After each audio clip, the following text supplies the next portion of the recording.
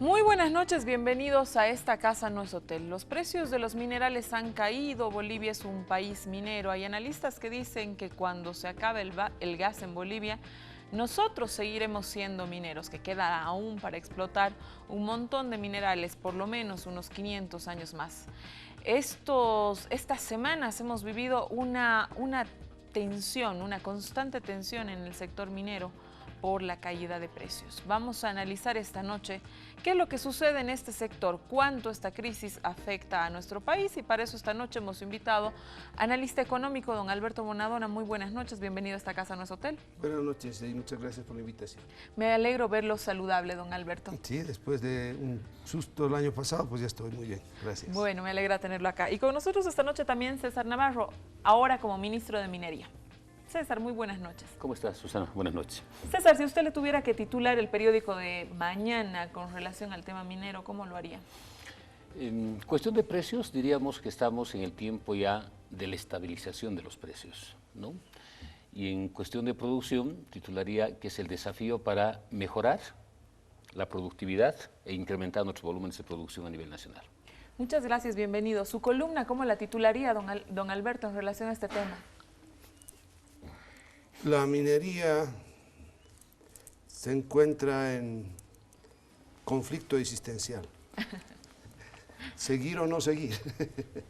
Don Alberto, ¿hay crisis en la minería hoy día? Yo creo que sí, es una crisis que viene desde, yo pues diría desde la época del 21060, del cierre en realidad de la Comibol. Yo creo que no ha habido una real recuperación. Y esto se puede observar en proyectos que al final no han llegado a dar resultados efectivos. El ejemplo creo que más claro es el caso de el Mutum. La empresa Jindal creo que vino a tomarnos el pelo, no hizo lo que tenía que hacer. El contrato no establecía todo lo que tenía que hacer el Estado, tampoco lo que tenía que entregar esta empresa. Y me parece a mí que ya en cuanto, a, por ejemplo, a lo que significa actualmente la producción, la vía cooperativa no es precisamente la que mejor resultado ha dado, ni tampoco va a dar, porque es una minería precaria, es una minería que no ha logrado tecnificarse, es una minería que aparece como cooperativa cuando en realidad es más bien una minería de empresa privada, y de una empresa privada con condiciones y características de sobreexplotación de la fuerza de trabajo. ¿Estás de acuerdo, César? No, primero que no podemos hablar de una crisis de la minería, porque si hacemos una comparación de los precios en los diferentes minerales que producimos en función de lo que fue el 2000 y lo que es hoy el 2015, hay una diferencia sustantiva. Por ejemplo, la libra prima de estaño, el 2000 estaba a 2.46, hoy estamos con 7.82 como promedio, ¿no? El zinc, la plata, el oro estaba a la onza Troy 2 puntos. Déjame cortarte, pero aún así, con esta subida exponencial de precios que tú estás exponiendo ahora, estamos más bajos que hace 2 años atrás, donde llegamos hasta 10. Sí, lo que te quiero manifestar, Susana, es que por las características del mercado que nosotros tenemos, de la venta de nuestros complejos fundamentalmente, que son los mercados americanos y asiáticos, y el desaceleramiento en el desarrollo económico y crecimiento industrial de estas potencias económicas a nivel mundial, que tiene su efecto en los países productores de materias primas y tiene su efecto también en nosotros. Pero si hacemos una comparación de esos precios, de los que tuvimos el 2005, el 2010 y el 2015, no vamos a encontrar en este momento, y no podemos afirmar que estamos en un momento de crisis minera, sino lo que sí podemos afirmar que hay una baja sustancial en la cotización de los diferentes minerales, una baja sustancial que ha mermado sustantivamente las utilidades de las empresas, y ahí quiero hacer hincapié, ha mermado sustantivamente las utilidades de las empresas, pero no ha puesto las empresas al borde del despido de trabajadores ni al borde del cierre de las empresas. Y me refiero fundamentalmente a la privada y a la estatal, y no así a la cooperativa. Pero además no podemos hacer una valoración general de la actividad minera de manera homogénea cuando la forma de actividad productiva es bien heterogénea. Y yo diría que en el siglo XXI tenemos 3 siglos en sus formas de producir. El siglo XIX, que se caracterizó fundamentalmente por el uso intensivo de la mano de obra, poco equipo y maquinaria, nada de tecnología, son las cooperativas mineras. Siglo XX es equipo, maquinaria y mano de obra, el ingreso a la tecnología, y es principalmente la actividad productiva estatal. Y el siglo XXI es más utilización de tecnología y menos mano de obra, y ahí podemos encontrar algún sector de la actividad privada. Por lo tanto, en un solo siglo vas a encontrar 3 siglos en sus formas y características de producción. Y esta baja temporal de la cotización de minerales afecta de diferente manera a los actores productivos, afecta de diferente manera. Por ejemplo, en el sector cooperativo va a reducir y va a afectar la mano de obra. Porque dependiendo de las cooperativas, hay cooperativas que son socios cooperativistas, que tienen segundas manos y que tienen peones.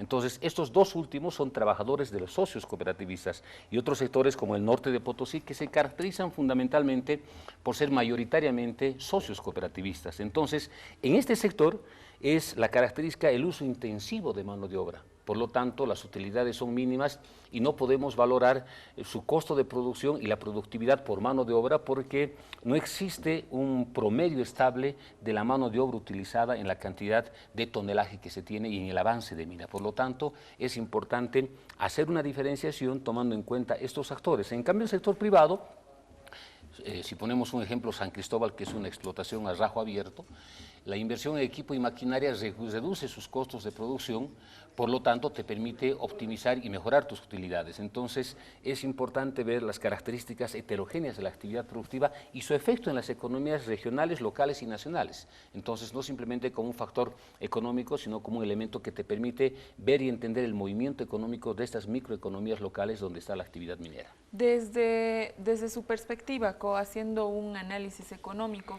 ¿cómo la caída de los precios, más allá de la explicación que hace el ministro, que es solamente una caída temporal de los precios, incide en la economía nacional? Bueno, a ver, yo creo que hace bien el ministro al diferenciar este tipo de economía, yo diría combinada, o sea, porque son diferentes formas de producir dentro, si bien en el mismo tiempo, claro, pero también dentro del mismo país y dentro de la misma economía. Entonces los impactos sí van a ser distintos. En San Cristóbal puede ser que pierdan algo de utilidades, pero generar un gran desempleo no lo van a generar. O sea, el impacto en la economía va a ser mínimo en cuanto a empleo. Podrá ser menos los impuestos que paguen, pero tampoco pagan grandes impuestos. Entonces, ahí que San Cristóbal, en ese sentido, dentro de la economía, no es la parte fundamental. Cuando vamos a ver ya la parte cooperativa, ahí sí se vuelve fundamental, y esta caída de los precios, sí, bueno, yo espero realmente que no continúe, pero si el precio cae por debajo de $7 la libra fina y que llegue, esperemos que nunca más vuelva a estar en $2 la libra fina. Pero sería catastrófico. Sería totalmente catastrófico para un sector, y que yo pienso que no supera los 80,000 trabajadores, aunque ellos en sus numeraciones, ¿no es cierto?, cuando ellos se cuentan dicen que son 120,000, que sí, un poco más, y es toda la población económicamente activa de Bolivia, porque quieren mostrar número, porque es esa forma de ejercer presión política sobre todo. Pero sí es un número elevadísimo de gente ocupada en el sector cooperativo minero de Bolivia. Si uno piensa cuántos se despidieron de la Comibol cuando se cerró, no llegaron a 25,000 obreros y trabajadores. Bueno, ahora imaginémonos, y eso ya fue un golpe durísimo a la economía nacional. Entonces, imaginémonos una situación, esperemos no llegar a esa catástrofe, pero sí el impacto sería muy serio en el empleo, y por lo tanto también esto va a repercutir en otros sectores. Recordemos de que gran parte de la elevación de salarios en la construcción se ha debido a mucha gente que ha pasado del sector de construcción al sector minero. ¿Por qué? Porque los ingresos eran mayores.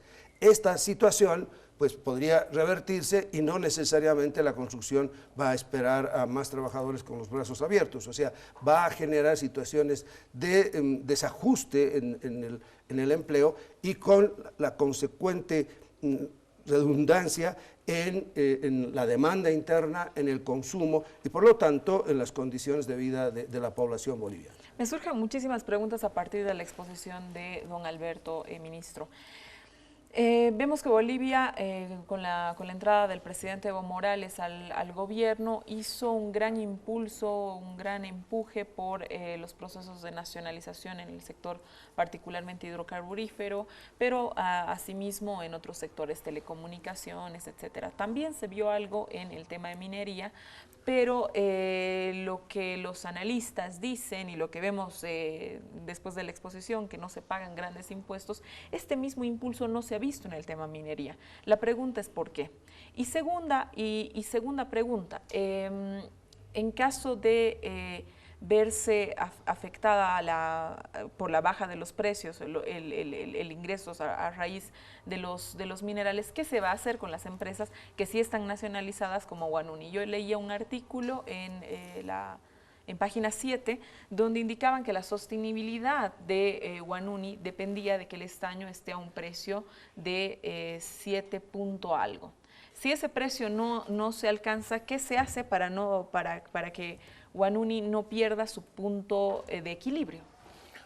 Primero, en el tema impositivo, Susana, es importante aclarar.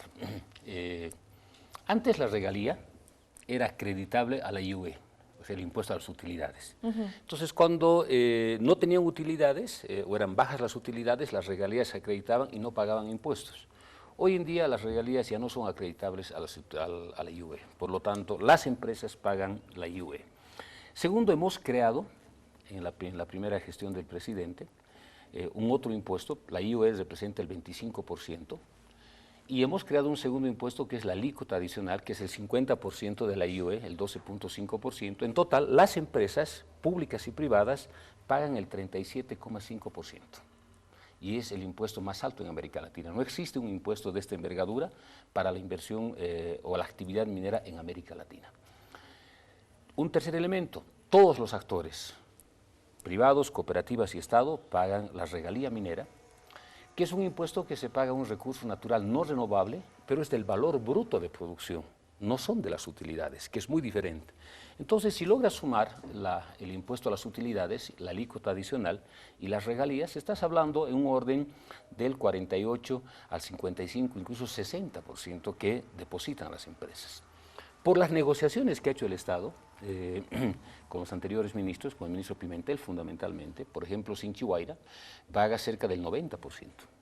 Entonces sí pagan y ha subido un elemento sustancial. Si uno hace una verificación, por ejemplo, hasta el 2004, tú podías encontrar como referencia solo el pago de regalías de la actividad minera.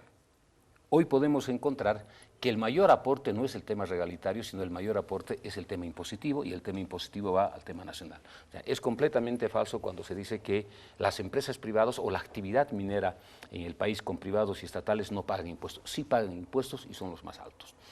Segundo, ¿se dio o no se dio el impulso? Yo creo que tenemos que ver las características porque nosotros arrastramos una historia negra, nefasta, y digo hasta criminal con el tema de los recursos naturales, porque el neoliberalismo se encargó de despedir a los trabajadores, como decía Alberto, pero no solo despedir, sino cerrar la actividad estatal e impulsar al sector privado con lo que tenía. ¿Sí? ¿Por qué no quebró, por ejemplo, Porco, que tenía como accionista mayoritario a Gonzalo Sánchez Lozada? Es más, incluso las colas y desmontes del Cerro de Potosí, que tiene un alto contenido de plata, a través de las cooperativas fueron entregados a una subsidiaria de Consur, que es la compañía minera Concepción, Conco, cuyo accionista mayoritario era Gonzalo Sánchez Lozada. Es decir, Goni utilizó la Comibol y utilizó las cooperativas mineras para apropiarse de más de 2 millones de toneladas de desmontes en el país. Entonces, arrastramos nosotros esta vieja lógica. Y las nacionalizaciones se han producido producto fundamentalmente de una mala administración en la otorgación de derechos para la explotación. En el caso de Huanuni, Huanuni es un ejemplo que viene desde 1745, que pasa por la Patino Maíz, viene la nacionalización, y el 2000 se entrega en riesgo compartido a una empresa privada, y retomamos esa empresa producto de la quiebra de esta empresa. O sea, no es que nosotros nacionalizamos una empresa productiva, una empresa en proyección, sino una quiebra de una empresa. Además, en un conflicto social sumamente importante que dejó muertos y toda Claro, esa cuestión. porque había muchas áreas en el Ceso Pozojoni que estaban entregadas individualmente a las cooperativas. Entonces, lo que hicimos el 2006-07 es transferir todas esas áreas a la Corporación Minera de Bolivia, y para evitar un conflicto, porque Huanuni dependía de la empresa y de los cooperativistas en la producción de estaño, y evitar el conflicto decidimos. Y nosotros le dimos un impulso importante a Huanuni, un impulso fundamental y sustancial. Ministro, una de las preguntas, perdón, antes de que continúe, una de las preguntas importantes que se plantean particularmente los analistas en el tema minero es ¿por qué se contrató tanta gente en Huanuni? En una empresa que evidentemente, como usted explica, tenía un conflicto social, estaba quebrada, entonces el Estado interviene, creo que a tiempo para evitar más que el conflicto siga creciendo. Tenía 800 empleados, hoy tiene 5.000 empleados. 4.000, sí. Lo que sucede, Susana, el metal del diablo realmente es un metal codiciado y que tiene también sus propias consecuencias y desgracias, ¿no?